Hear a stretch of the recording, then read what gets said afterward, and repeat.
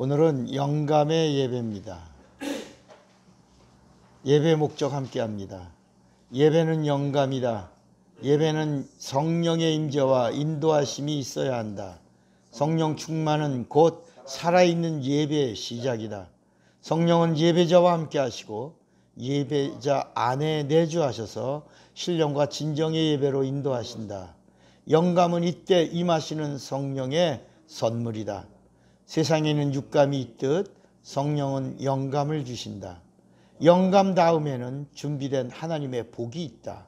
성령은 예배 성공을 위해 영감으로 예배를 인도하시고 영감으로 예배자를 이끄신다. 오늘은 영감이 넘치는 예배를 드리자. 아멘. 오늘 우리에게 주시는 하나님의 말씀 요한복음 14장 24절로 26절 말씀입니다. 26절 말씀은 우리가 한 목소리로 봉독합니다.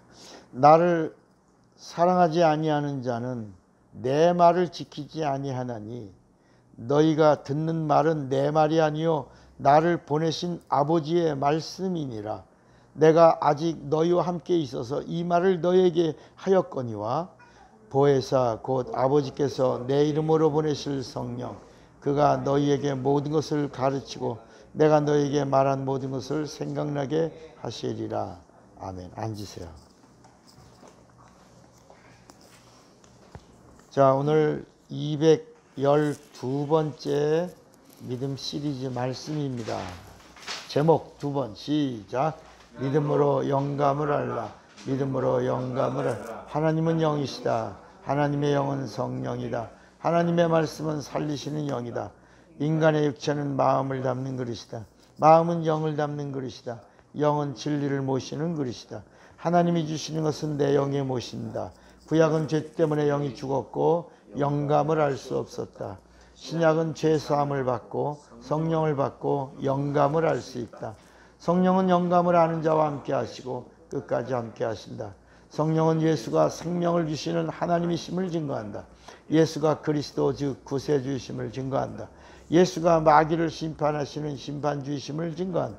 예수가 성령을 보내시는 하나님이심을 증거한다. 예수가 다시 오시는 재림주 하나님이심을 증거한다. 예수가 영생을 주시는 하나님 아버지 되심을 증거한다. 성령을 받은 자는 영감을 알고 주를 증거한다. 성령은 예수의 사람이 영감을 알면 기뻐하신다. 말씀의 사람이 영감을 알면 함께 하신다. 죄사함 받은 자가 영감을 알면 도와주신다. 예수의 사람이 영감을 알면 권능 주신다. 은혜 받은 자가 영감을 알면 축복하신다. 믿는 자의 복은 영감을 아는 것이다. 예수와 함께하는 자는 영감을 알아야 한다. 신자는 감동감화이고 성도는 내주 충만하니 영감을 받음이다. 천국은 영감을 아는 자들이 들어가는 새하늘이다. 천국은 영감으로 주를 증거하는 자들의 나라다. 풀무불에는 누가 들어가는가? 영감은 예수를 알라고 성령이 주신 선물이다. 예수를 전하라고 부탁하시는 믿는 자의 축복이다. 영감은 예수의 일을 성공시키는 성령의 감각이다. 영감은 성령 충만한 자에게 주시는 은혜다.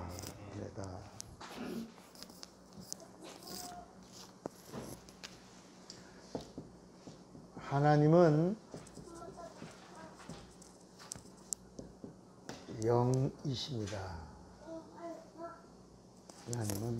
하나님은 뭐라고요? 영이십니다.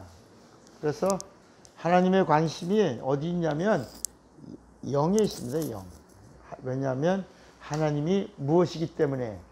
영이시기 때문에. 그래서 요한복음 4장 24절에도 예배에 대해서도 말씀하시면서도 하나님이 어떤 예배를 받으시냐? 하나님이 영이시기 때문에 신령과 진정, 그 다 영적인 이야기입니다.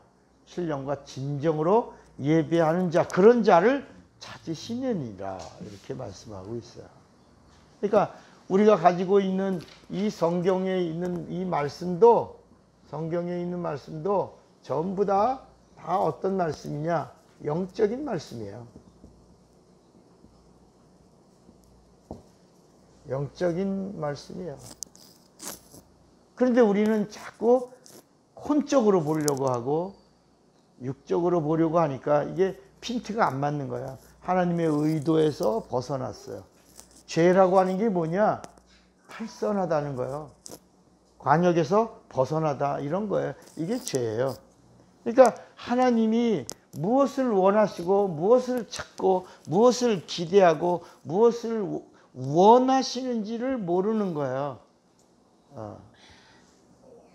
하나님이 원하시는 것이 있어요. 우리 한번 디모데전서 한번 볼까요?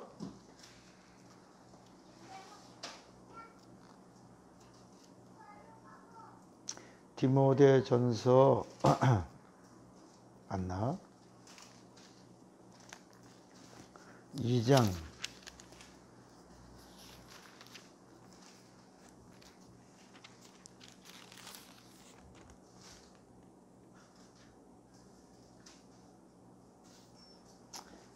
맞네요. 디모데전서 2장 4절에 보면 하나님의 원하시는 게 있어요. 이거 하나님이 정말 원하시는 거야. 우리 한번 하나님의 원하심, 이걸 우리가 더 그냥 조금 세속적인 말로 표현하면 하나님의 소원, 하나님의 원하심, 이게 의도거든요. 그 하나님의 소원을 아세요, 혹시 여러분? 너 우리 자녀를 가르칠 때 너 이 엄마의 소원이 뭔지 아니? 뭐 그러잖아요. 야, 이 아빠의 소원이 뭔지 알아? 하나밖에 없어. 뭐 이러잖아요. 여기 하나님의 소원이 있다면 이거야. 4절 같이 읽어봐요. 하나님은 모든 사람이 구원을 받으며 진리를 아는 데 이르기를. 와, 하나님의 원하시는 게 이거야. 모든 사람이 구원을 받아. 모든 사람이 하나님을 진리를 아는 데 이르기를 원하시는 거야. 아멘입니까? 그런데 사람들은 세상 사람들은 구원을 받는 건 둘째치고 뭐가 많아지는 게 좋아? 돈 버는 거, 돈 많이 버는 거, 돈에 대해서는 욕심이 있으니까 보여 안 보여? 하나님의 소원이 안 보이는 거예요. 하나님의 소원이 뭔지도 모르니까 계속해서 그냥 돈 하고 취직하고 그냥 세상에 눈에 보이는 데 집중하니까 하나님이 속상한 거예요. 그러니까 하나님의 원하심, 영이야, 영적인 거야. 하나님이 이 땅에 오신 것도 뭐예요? 영적인 거야. 다시 말하면 우리 영혼이 구원받기를 원해. 하나님의 소원은 우리가 구원받기를 원해. 어디서 구원받아요? 죄에서. 그래서 여러분, 이 성경에 나오는 모든 말씀들이 다 뭐냐면 영혼을 살리려고 하는 거예요. 그래서 요한복음 6장 63절에도 예수님이 뭐라고 말씀하냐면 내가 너에게 이른 말이 뭐라고 그랬어요? 영이요 생명이다. 내 말을 들으면 너의 영혼이 살리라. 구약에도 천사가 말씀을 전해요. 구약의 말씀은 100% 누가 전한 말씀이에요? 천사가 전한 하나님 말씀이에요. 이걸 구약이라고 그래요. 신약은 뭐예요? 하나님이 직접 오셔서 우리에게 우리 영혼을 살려주시고 우리 영혼에다가 영생을 주시는 말씀을 직접 주신 거예요. 이걸 진리라고 그래요. 이 사실을 더 확증해 주신 분이 누구냐면 성령이에요. 그래서 우리가 하나님이 우리 인간의 영혼을 살리려고 하시는 하나님의 계시가 자연 속에도 있어요. 이걸 자연 계시라고 그러고 천사를 통해서 준 계시가 있어요. 이거를 일반 계시라고 그러고 하나님이 직접 육신을 입고 오셔서 우리에게 말씀하신 계시가 있어요. 이걸 무슨 계시라고요? 특별 계시라고 그러고 특별 계시를 갖고 있는 자들에게만 성령이 오셔서 주시는 계시가 있어요. 이걸 무슨 계시요? 절대 계시라고 그랬어요. 이건 어디서만 들어요? 우리 교회에서만 듣는 거예요. 일반 신학자나 일반 교회나 일반 목사님들이 이렇게까지 얘기해 주지 않아요. 우리 한번 로마서 1장에 한번 보세요. 로마서 1장에도 보면 바울이 뭐라고 말하냐면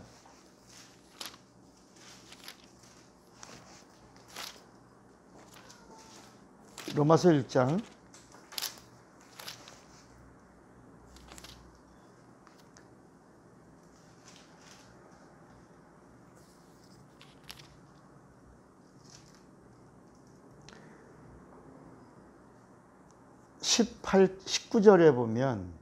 19절에 보면 이는 하나님을 알만한 것이 그들 속에 보임이라 하나님께서 이를 그들에게 보이셨느니라. 창세로부터 그의 보이지 아니하는 것들 곧 그의 영원하신 능력과 신성이 그 다음에 뭐라 그랬어요? 그가 만드신 만물에 분명히 보여 알려 뭐라 그랬어요? 졌나니 그러므로 그들이 핑계하지 뭐라 그랬어요? 못하니라. 그러니까 하나님은 이 모든 만물을 다 지으시고 이 만물 속에도 하나님의 거룩한 신성과 능력을 계시하고 있어요. 그러면서 우리 한번 히브리서 1장을 한번 더 보세요. 히브리서 1장 한번 찾아보세요. 거기 보면 1절에 보면 1절 히브리서 1장 1절이에요.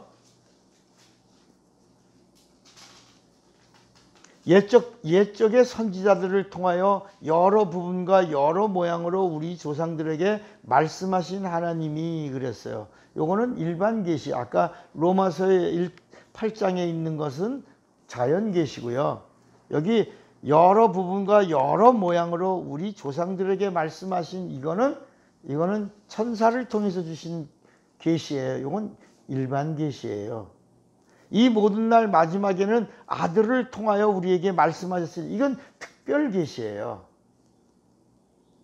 이 아들을 만유의 상속자로 세우시고 또 그로 말미암아 모든 세계를 지으셨느니라. 그러면서 예수가 누구냐? 3절에 아주 멋있게 설명해요.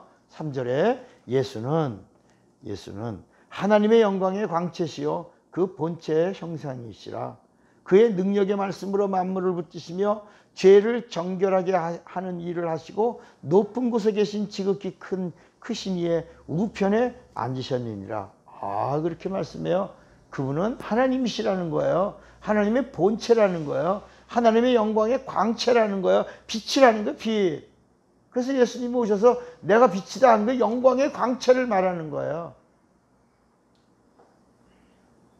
그러니까 여러분 말씀이 빛이라면 예수님의 사건은 그 광채가 빛을 발한 결과예요. 여러분 예수를 믿으십니까? 예수의 이름을 부르십니까? 이건 다 빛이고 영광이에요. 그런데 내게서 나타나는 것은 뭐냐면 그 빛이 내게 임한 현실이에요. 현실. 이걸 뭐라 그러냐? 능력이라고 그래요. 능력.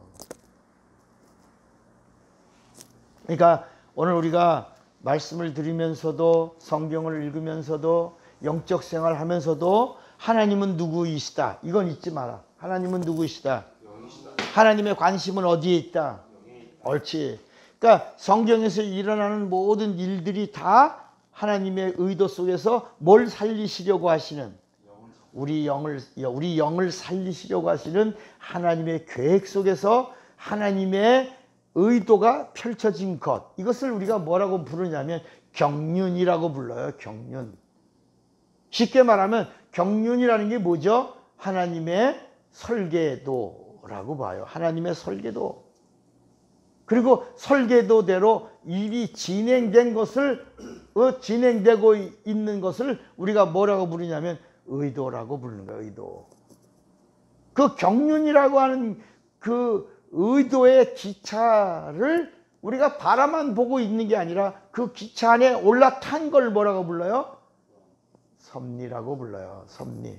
경륜을 발견하고 경륜이라는 기차 안에 그 하나님의 의도를 발견한 자들이 함께 올라타서 함께 가는 것. 이걸 뭐라고요? 섭리.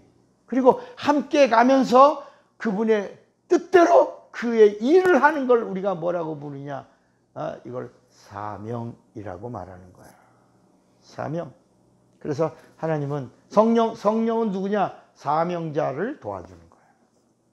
사명이란 말은 하나님의 뜻을 알고 하나님의 의도에 그 일을 하는 자들. 성령은 일하는 자들을 도와주시는 거예요. 일하지 않는 자들을 도와주는 거 아니에요.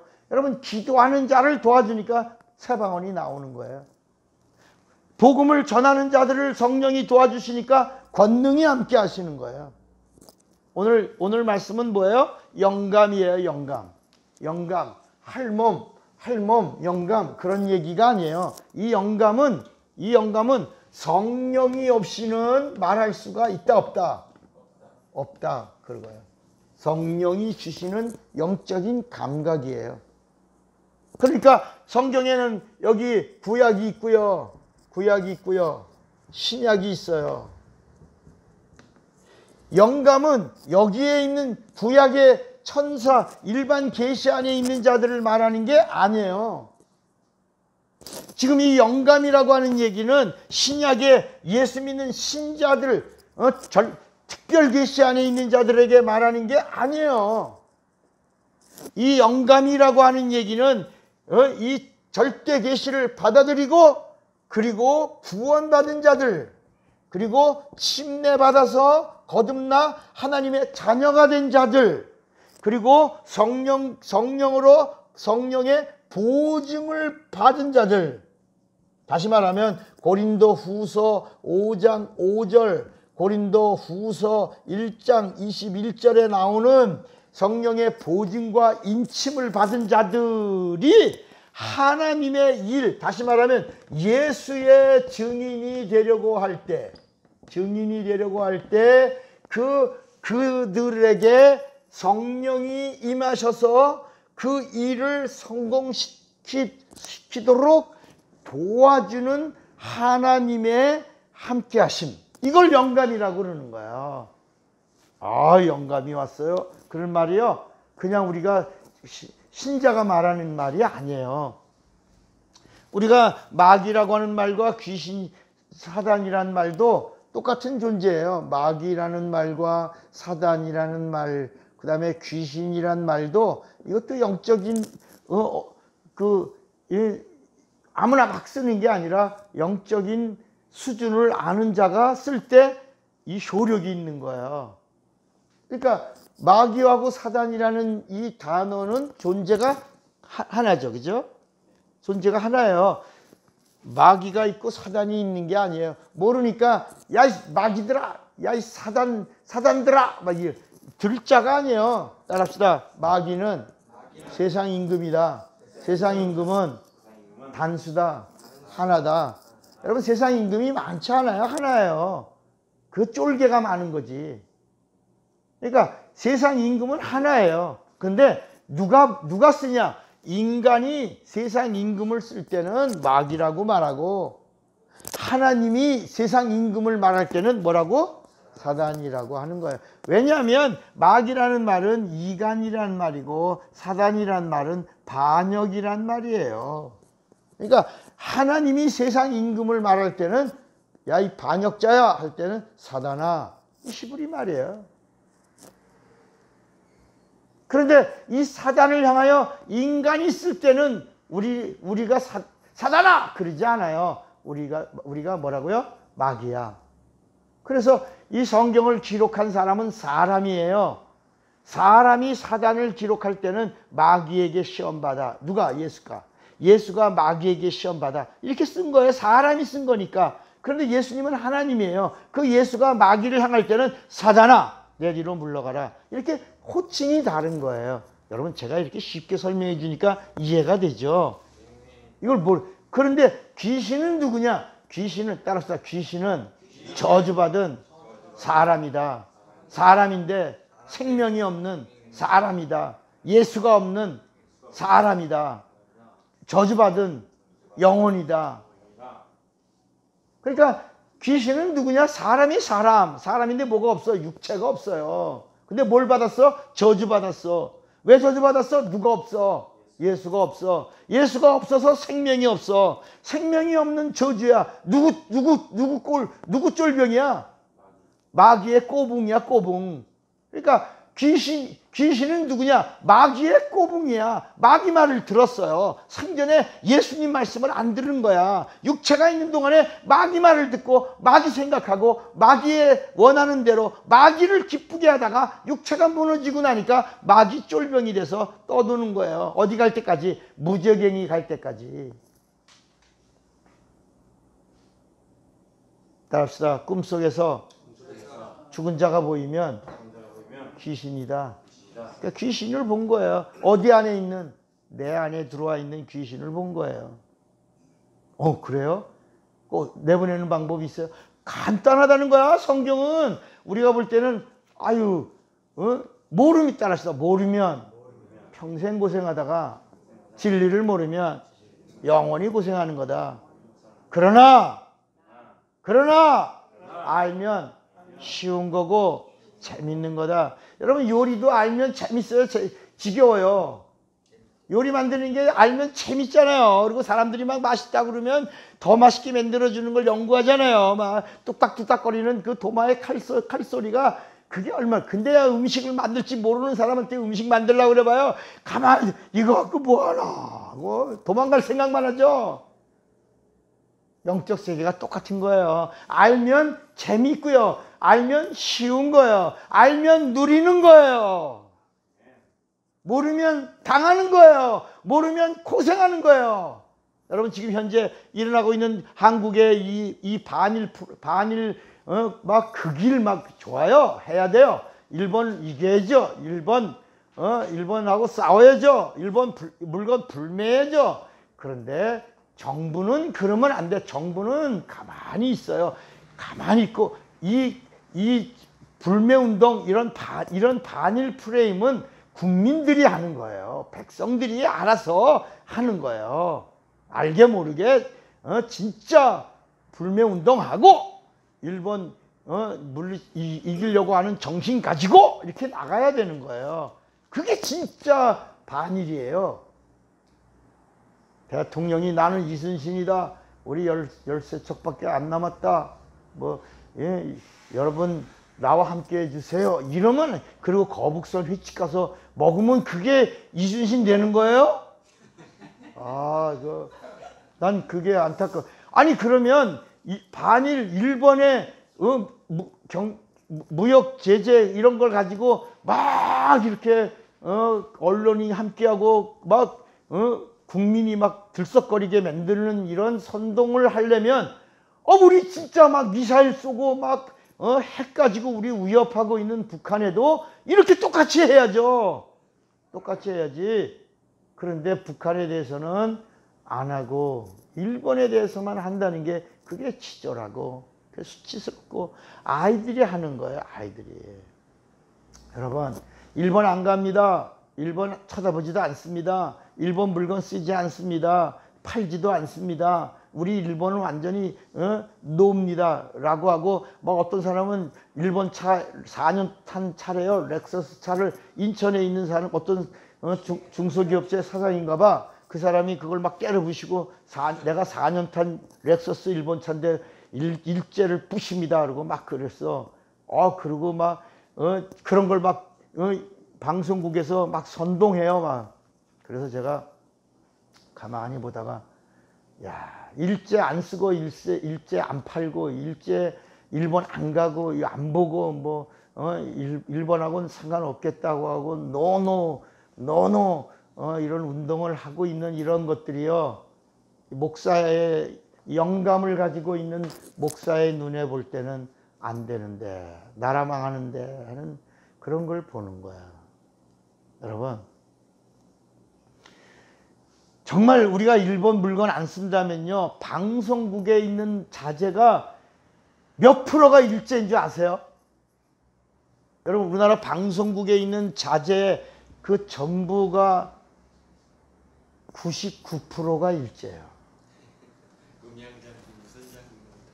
여러분 저는 목사이기 때문에 장비를 방송 장비라든지 이런 우리나라에서 방송 장비를 동원해서 방송 설교를 최초로 한 사람이 차목사예요. 한국교회 방송 설교. 그래서 내 설교할 때 내 뒤에 스크린, 그런 음향, 그런 스크린, 그런 방송 장비를 동원해서 최초로 이런 방송 설교를 한 사람이에요. 제가 만약에 심판에 대한 설교를 한다 그러면 내 뒤에 스크린에 심판에 대한 영상이 뜨는 거야. 막 불못에서 막 고통받는 영상을 띄워주고, 내가 생명에 대한 얘기를 하면 뒤에서 이렇게 비유로 생명들이 막 꽃들이 피고 막 이런 것들이 영상으로 떠오르고. 그러니까 제가 막 설교할 때 그 한 편의 설교를 만드느라고 일주일 걸려요. 일주일 걸려서 방송 설교를 만들어서 방송 실장에다가 비싼 페이를 주면서 제가 울산에서 스카우트 해갖고 와서 방송 실장을 두고 방송 설교를 만들고 이렇게 했어요. 그때 깨달은 건 뭐냐면, 제가 한 30년 전에 방송 설교할 때 삼성에서도 일본의 그 카메라나 이런 거를 이기려고, 견주어 보려고 우리나라 삼성에서 카메라를 만든 경우가 있어요. 그 이름이 뭔지 아세요, 여러분? 코자 들어가는 건데, 코니카인가? 코니카라는 삼성에서 그 일본의 카메라를, 왜냐하면 앞으로 삼성은 이런 미래지향적으로 카메라가 필요하다. 그 카메라 렌즈가 필요하다. 그래서 우리나라에서 처음으로 삼성에서 했는데 일본을 따라잡지 못하고 망했어요. 코니카라고. 저도 국산품을 애용한다고 처음에 삼성의 그 자동 폴로라이드인가 뭐 그런 거 만들었을 때, 여러분 그때 180만 원 주고 샀어요. 지금 여러분 폴로라이드 사은품으로 주잖아요, 일본에서. 근데 그때 저는요, 삼성에서 만들었다고 그래서 국산에서 만들었다 기분이 좋아가지고 비싸게 그때 180만 원 되게 비싸. 30년 전에 180만 원 줬으면요 큰 돈이에요. 그리고 샀어요. 근데 좀 이따 망했어요. 그 이유가 뭐냐면 일본은 렌즈가 수작업이에요. 세계가 기계 가공으로는 안 돼요. 그 수작업을 그 기술을 능가할 방법이 없어요. 그들은 그게 가계의 전수가 되면서 기술력의 노하우를 세계가 따라가질 못해. 인공위성에 떠 있는 모든 카메라가 다 메이드 인 자판이에요. 여러분, 우리나라 있는 방송국에 있는 모든 방송 장비의 99.99%, 그건 좀 거짓말이고 99%, 나머지 이런 선해, 자재 뭐 이런 것들이 국산이에요. 나머지 99%, 나머지 1%가 국산이고 99%가 다 이게 어느 나라 제품인가를 한번 물어봐야 돼. 그러면 방송국 다 깨부셔야 돼. 카메라 다 깨부셔야 돼. 일제불매하니까. 자동차의 부품이 2만 개가 넘어요. 그 2만 개에서 37%가 일본 제품이야. 중요한 자리 부품이. 여러분 컴퓨터 쓰잖아요, 여러분. 특히 핸드폰에 있는 카메라, 삼성, LG 카메라, 그거 어디 나라 거? 여러분 지금 여러분 갖고 있는 핸드폰 그거 어디 거요? 그 안에 있는 부품에 많은 부품들이 다 어디 거요? 우리는 다 가공무역에 저렴하게 사서 조립해서 완성도를 만들어서 비싸게 파는 나라예요. 오늘부터 여러분 핸드폰 다 갖다 깨트려야 돼. 그 안에 전부 일본 제품이, 일본 것이 많이 들어가 있어요. 이런 식으로 하면 안 된다는 거예요, 제 얘기는. 여러분, 히로시마와 나카사키에 원자폭탄이 떨어졌어요. 미국이 쐈어요. 그래갖고 한 방에 40만 명이 죽었어요. 불구자들이 엄청 나왔고요. 그것 때문에 휴유증으로. 거기에 한국의 사람 징병징용으로 끌려간 사람이 4만 5천 명이 죽었어요. 아세요? 여러분 그러면 보세요. 전쟁에서도 패했죠. 미국한테 한 방에 원자탄 맞아가지고 40만 명이 죽었죠. 그러면 일본이 원수예요, 원수 아니에요? 원수죠?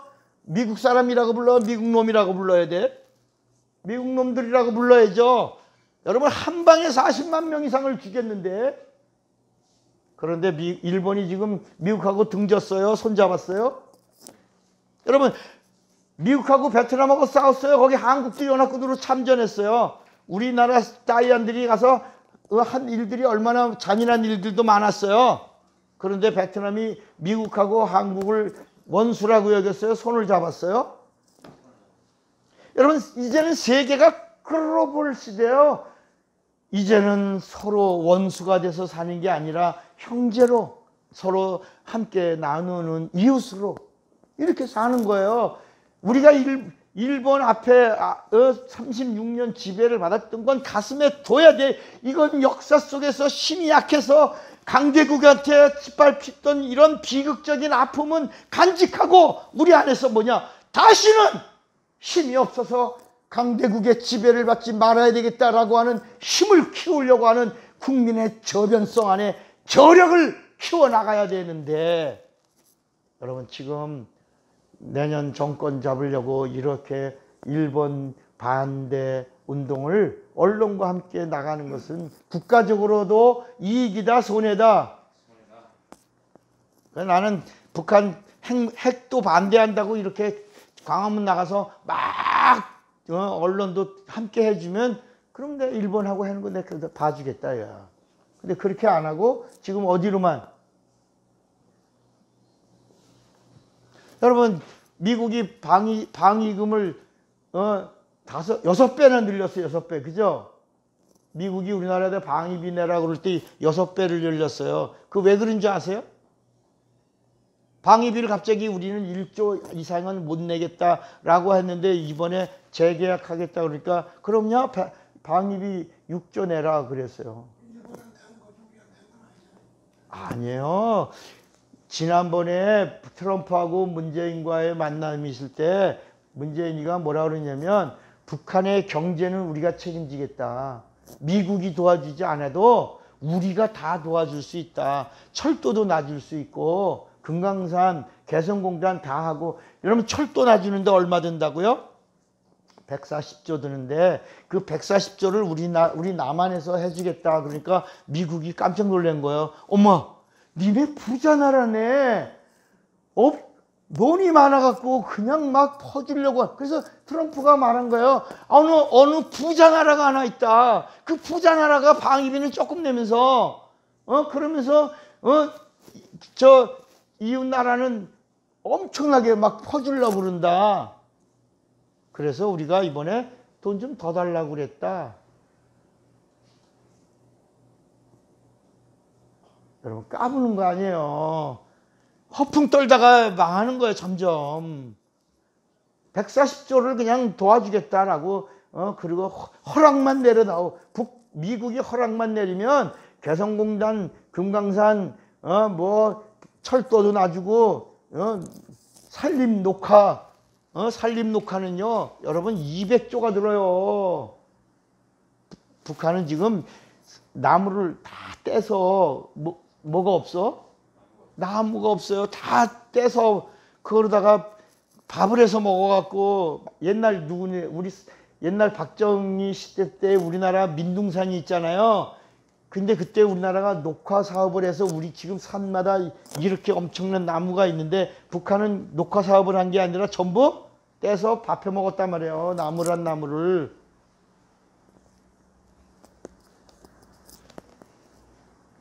아유, 나라가 어수선하니까 이 목사님의 설교 속에 이런 얘기가 나온단 말이야.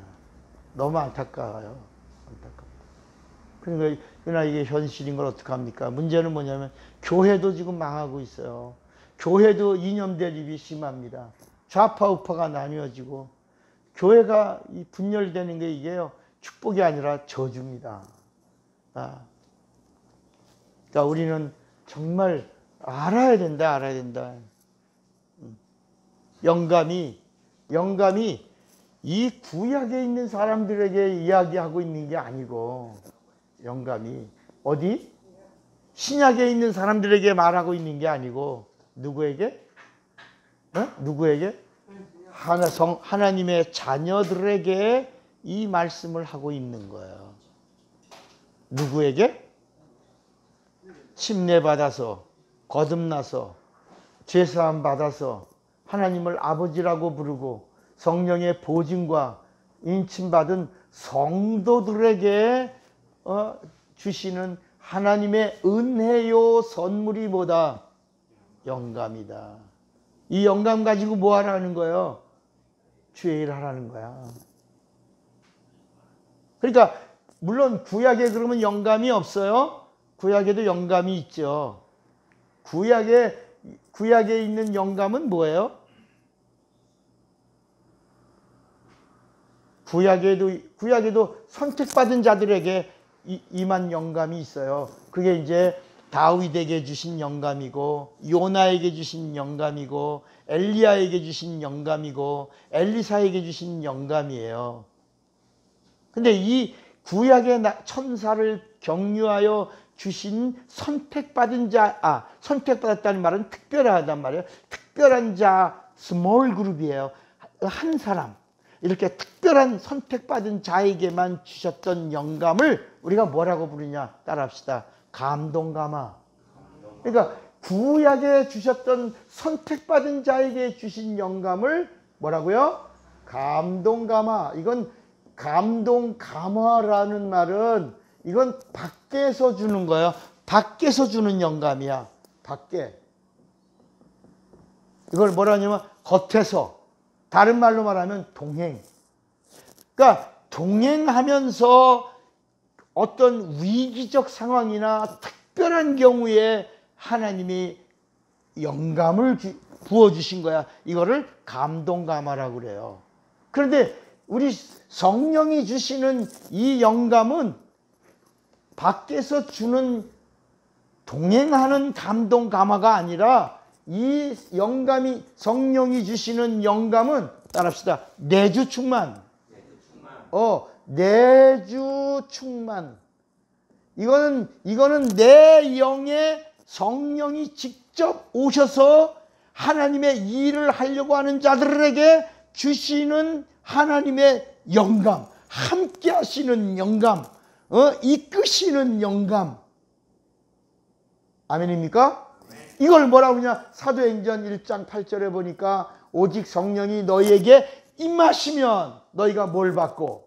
권능을 받고. 권능 받아서 학원 차리라는 게 아니고요. 권능 받아서 상점을 부흥시켜라 그런 얘기가 아니라 성령이 너에게 임하시면 너희가 권능을 받고 그 다음에 예루살렘, 온 유다, 사마리아 땅끝까지 이르러 그 다음에 뭐라 그랬어요?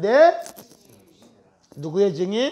예수의 증인이 되려고 하면 권능을 더해주고 은사를 더해주고 영감을 더하여 주시는 거야. 그래서 영감을 더함을 받은 자들이 그들이 뭘 받냐? 하늘에서 뭘 받아? 멸류관을 받는 거야. 이 이야기를 예수님이 뭐라고 말씀하시면 요한복음 7장에 말씀했어요. 자, 요한복음 7장에 보면 예수님이 직접 하신 말씀이에요. 이 영감이 너희에게 넘쳐야 된다. 이게 요한복음 7장에 37절 예수님이 직접 이 영감에 대하여 말씀하신 게 있어요. 명절 끝날 곧 큰 날에 예수께서 서서 외쳐 이르시되 누구든지 목마르거든 내게로 와서 뭐라 그래요? 마시라. 나를 믿는 자는 성경의 이름과 같이 그 배에서 뭐가 흘러나리라? 생수의 강이 흘러나오리라 하시니 38절 같이 읽어요. 시작. 이는 그를 믿는 자들이 받을 성령을 가리켜 말씀하신 것이라. 예수께서 아직 영광을 받지 않으셨으므로 성령이 아직 그들에게 계시지 아니하시더라. 여러분 성령이 임하면 그 배에서 뭐가 넘쳐? 생수의 강이 생수의 강이 흘러넘친다. 따라합시다. 홍수가 나도 인간은 속수무책이다. 과학이 속수무책이다. 아, 여러분, 홍수가 나면 사람들은 그냥 홍수가 끝날 때까지 뭐야? 속수무책이야.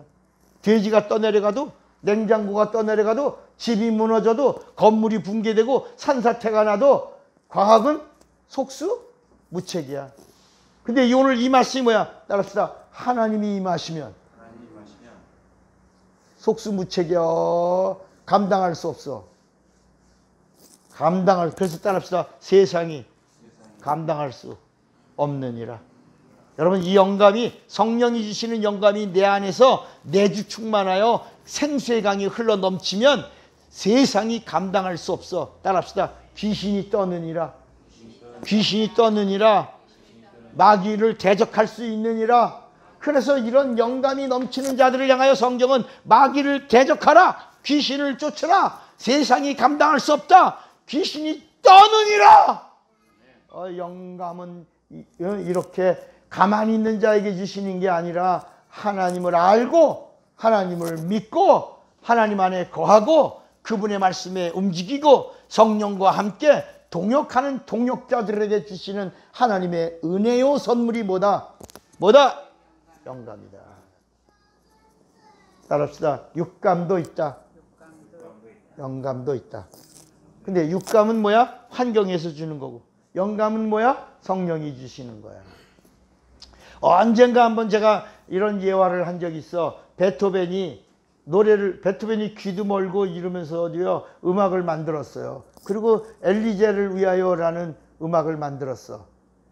여러분, 그러니까 사람들이 엘리제를 위하여 아시죠? 엘리제를 위하여 알잖아. 그랬더니 사람들이 제목이 엘리제를 위하여니까 엘리제가 여자 이름인가 애인 이름인가 그랬어요.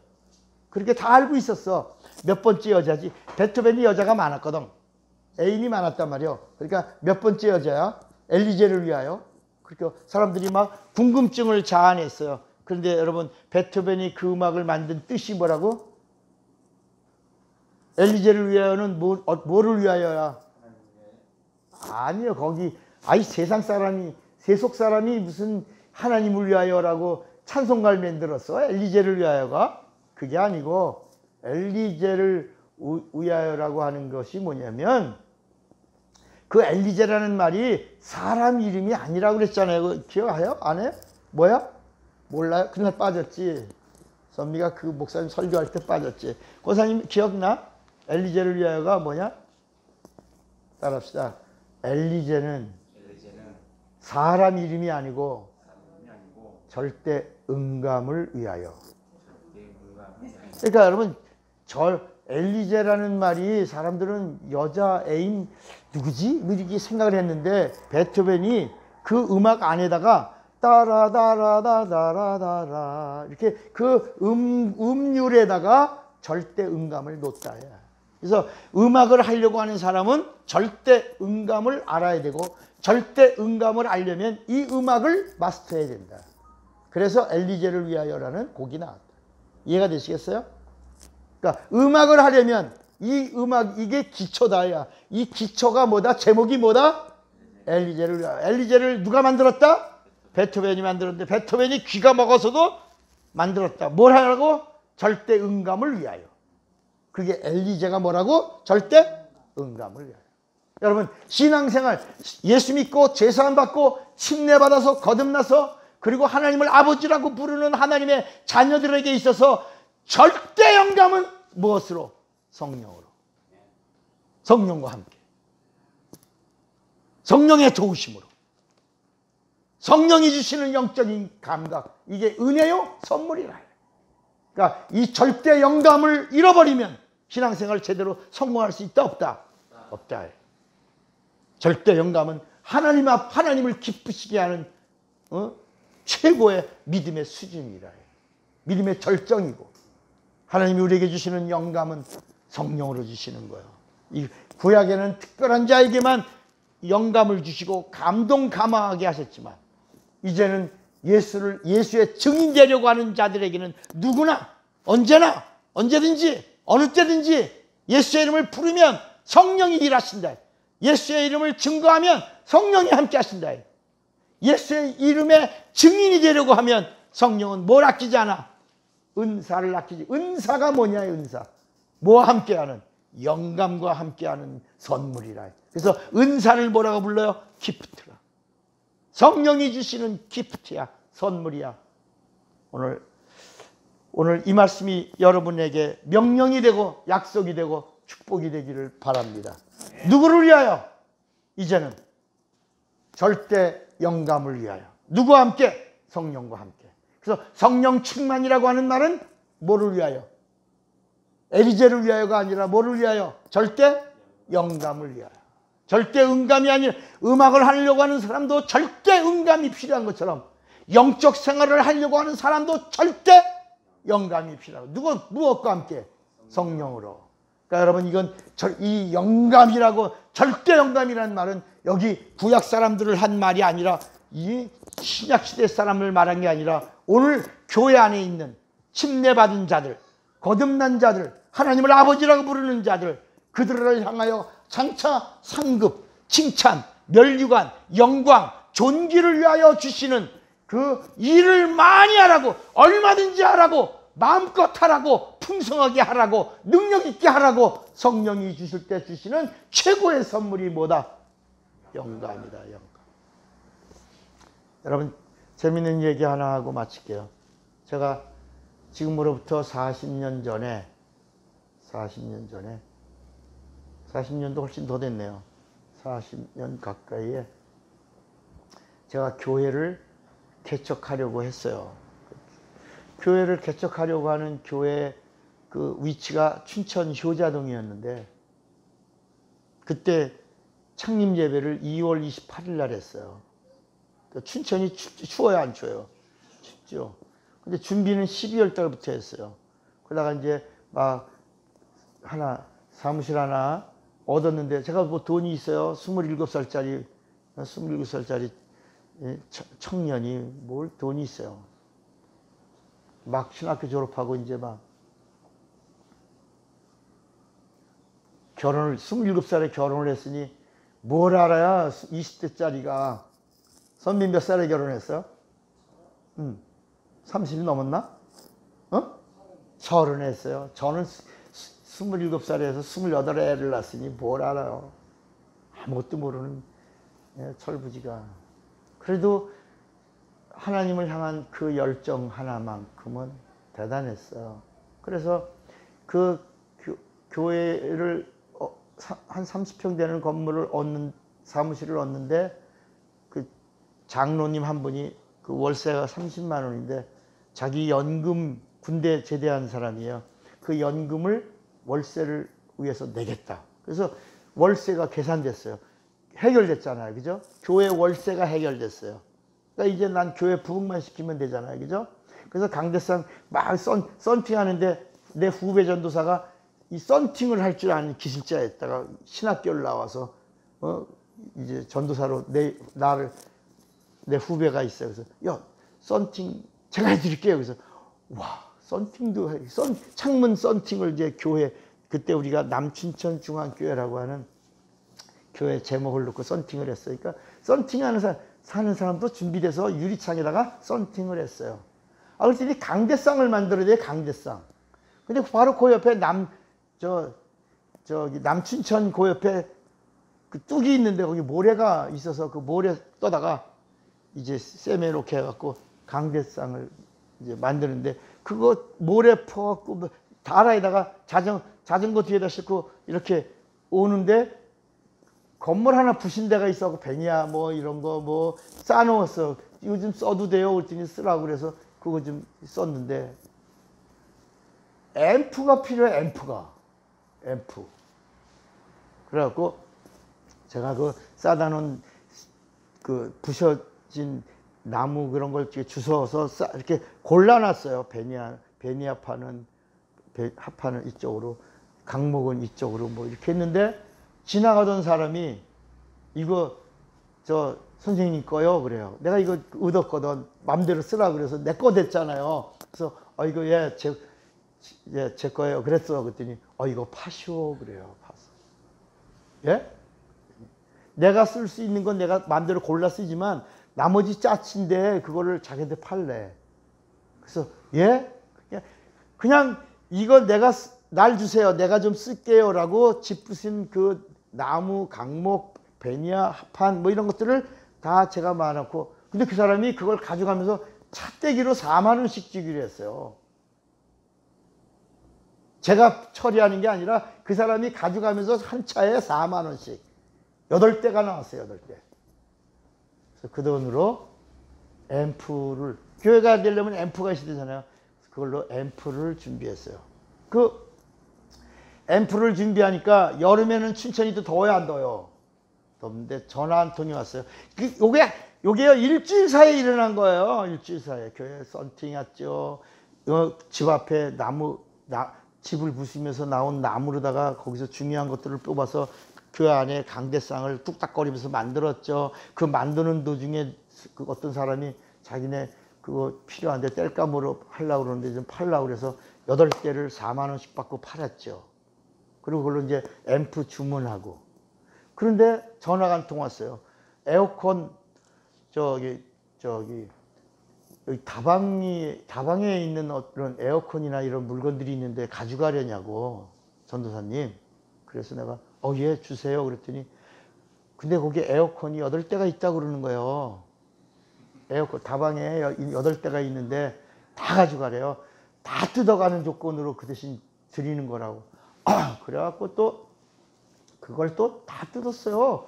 그거 뜯는데 우리 그 같이 도와주는 그 도와주는 사람이 우리 교인이 된 거예요. 그거 뜯어 철거하고 뭐 교인은 한 명도 없는데 그거 철거하고 막 이러다가 전사님, 내가 전사님 교회 나가면 안 돼요. 이렇게 돼서 교인이 됐어요, 그 사람. 그거 뜯어주면서 그 앞에다 쌓아놓고 하다가 그걸 또 12대를 4만 원씩에 팔았어요. 에어컨 또 끄집어 내놓으면 사람들이 이거 저한테 팔면 안 되냐고. 심지어는 어떤 일이 있으면 얼마나 추워요. 12월 1월 그때인데 지나가던 이렇게 제가 이제 지나가는데 집 앞에다 어떤 사람이 소파를 내놨어요. 소파 있잖아요. 집에 쓰는 소파. 그걸 내놓고 추운데 아줌마가 막 떨어. 아줌마 왜 그러세요? 그랬더니 이거 고물상 지나가면 팔라고 그냥 가져가라고 그냥 주려고 그러는데 고물상이 안 지나간다고. 이거 어떻게 하면 좋아? 저 주실래요? 그랬더니 그래요. 그래서 그 아줌마 내 거가 된 거야. 그리고 그 아줌마 이제 아저씨 가져가세요. 그리고 나 들어갔어요. 그래서 이걸 어떻게 실어다가 교회에다 옮기냐. 그리고 거기 잠깐 2분 서 있었는데 지나가던 아저씨가 이거 파는 거예요. 그러는 거예요. 그래서 내가 네. 그랬더니 5만 원 줄게. 이거 나 줘요. 그래서 그 자리에서 5만 원을 주는 거야. 2분 서 있는데 5만 원 주는 거야. 그래서 그걸 받아들고 이게 뭐. 그렇게 해서 한 교회에 앰프, 시설물 뭐 이런 것들의 경비가 다 충당된 거예요. 근데 제가 거기 강대상에서 담요 덮고 계속 이 교회를 위해서 기도했거든요. 기도하고 영감이 왔고 그 영감을 따라서 움직이니까 준비된 일들이 진행됐는데 그때는 몰랐는데 교회 창립 예배를 드리는 날 제가 이 얘기를 쭉 진행했더니 거기 참석한 사람들이 전부가 다 큰 은혜를 받으면서 하나님은 아무에게나 영감을 주시지 않는다. 하나님의 일을 하려고 하는 자에게 영감을 주시고 그 영감이 왔을 때 영감을 따라 움직이면 그 다음에 뭐가 있다? 준비된 하나님의 복이 있다는 걸 사람들이 다 아는 거야. 그래서 교회가 시작됐어요. 그게 제가 춘천에서 처음으로 27살 때 시작한 교회. 그리고 나서 지금까지 목회 일을 하게 된 거예요. 그때 일을 지금도 잊지 않아요. 하나님의 일을 하려고 하는 자에게 하나님은 뭘 주신다? 영감을 주신다. 영감을 받은 자는 영감을 따르면 준비된 하나님의 축복이 있다. 이 사실을 제가 알게 된 거예요. 여러분, 오늘 이 믿음으로 뭘 알라? 영감을 알라. 여러분, 영감의 사람이 되시기를 바랍니다. 영감을 따르는 자가 되기를 바랍니다. 하나님은 아무에게나 영감을 주시지 않아요. 영감은 준비된 자에게 주시는 거야. 그걸 누리시기를 주님의 이름으로 축원합니다. 주먹을 꽉 쥐세요. 나는 믿음으로 영감을 알리라. 두 번만 시작. 나는 믿음으로